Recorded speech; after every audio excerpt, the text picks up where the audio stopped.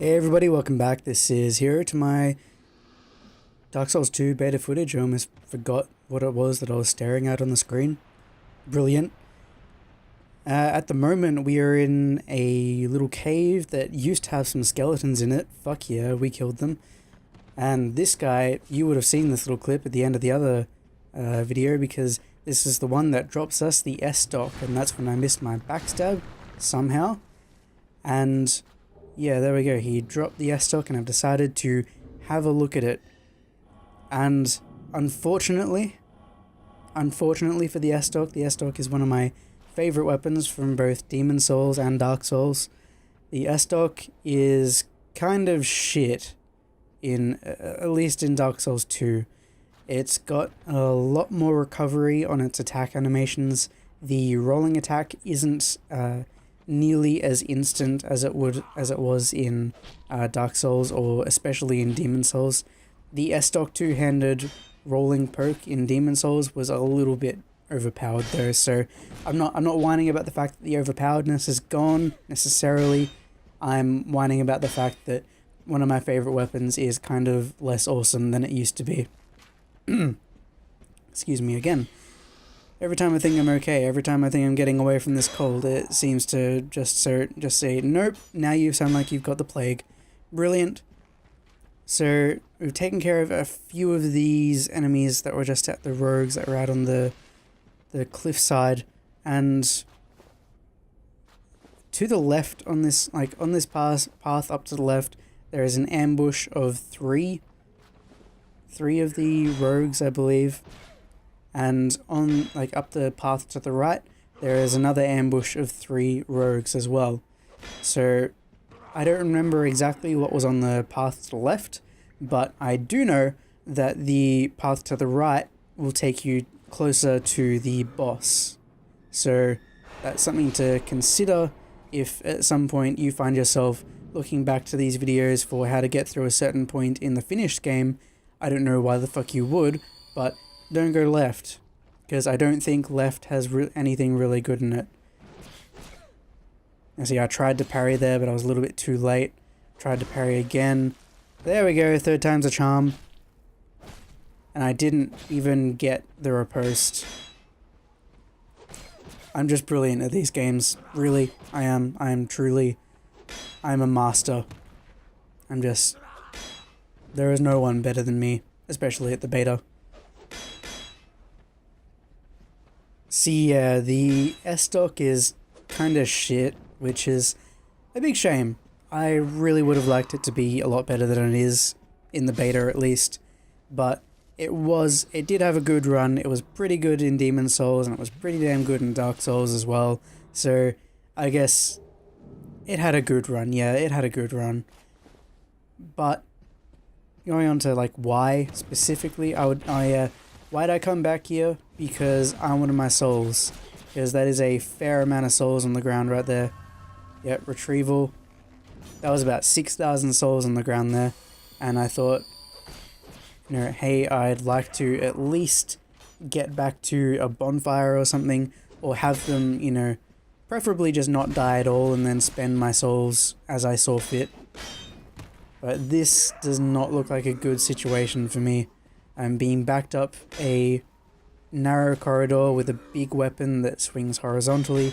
Right now, the S-Stock would probably be really good, because this is one of those rare situations where I would actually prefer something that had a narrow hitbox to it instead of a wide sweeping arc that could bounce off walls and stuff. Yeah, but when you get into more open areas up the top there, you can actually prefer having the Zweihander, because especially fucking hell, I didn't think I was one of those people. You have the Zweihander, it has a really wide sweeping arc to it, and it can hit many enemies at once. Not only does it hit them, but usually it stuns them as well, which is something that not a lot of the weapons in the beta actually did when you hit an enemy. So having the Zweihander was a very, very good choice. unfortunately, I just decided to back myself into a corner, get hit sloppily, just all that kind of nonsense. So we are headed back naturally towards the boss. That path that I was being like backed up through with the couple of rogues into another ambush where I just sort of failed majestically.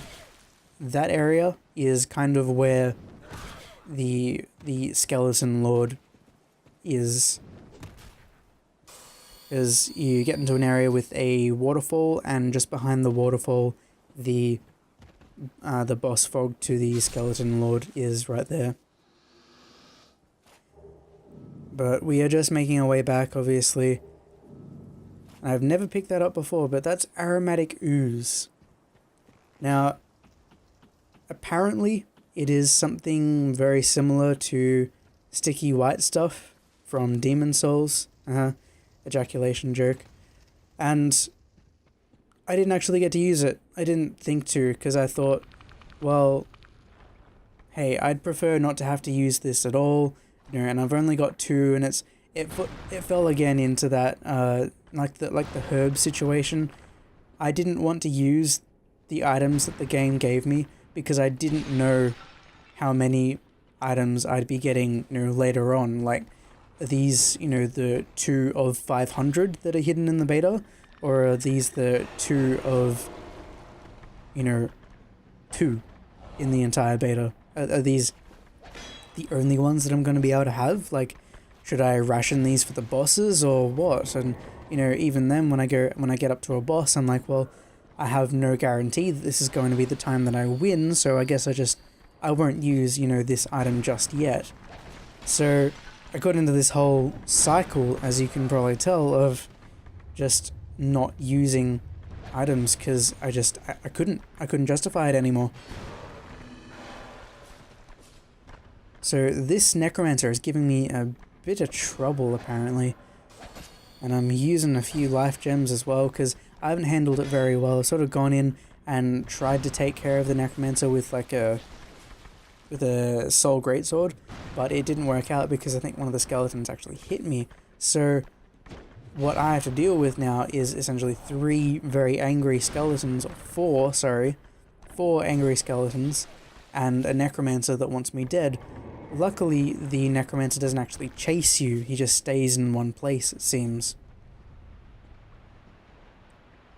But honestly, I'm not sure why I'm staying here and, you know, fighting all the skeletons and killing the necromancer and everything, when I know that if I just turn left when I enter the cave door, I can go along the boardwalk and walk up the up the hill and try and get to the boss really fast, because I doubt the skeletons would follow me out that far. But I think I was scared of losing all those souls that I have up in that little ambush area. So there was, yeah, I think I made the decision to clear out the areas first before I moved on, because it's like you risk spending more time, you know, getting back to this place. And Jesus Christ, what am I trying to... Yeah, I was trying to parry, and I don't really get it. The riposte animation, like knocking a skeleton down by parrying his weapon. I don't quite understand it. It's... If you're sitting here trying to listen to me, trying to tell you why I think it doesn't make sense, it's that it's a skeleton, you know, like, it looks really, really clumsy and dorky of the skeleton to go, whoop, well, you deflected my weapon, I better sit down so you can smack me in the face with this Vihander, you know. That's the problem I have with it. Like, I don't mind it so much with organic enemies like the rogues and the hollows and stuff, but knocking over a skeleton, like, that can reassemble itself, you know, at will and are really, really fast and stuff, just doing that, I don't get it. I really don't get it. You know, this is an issue that we didn't have with the with the skeletons in Dark Souls, or skeletons in Demon Souls for that matter, because when you parried them, it was really quick. Like, if you parried them, then you had to, you know, run in and get that riposte right then.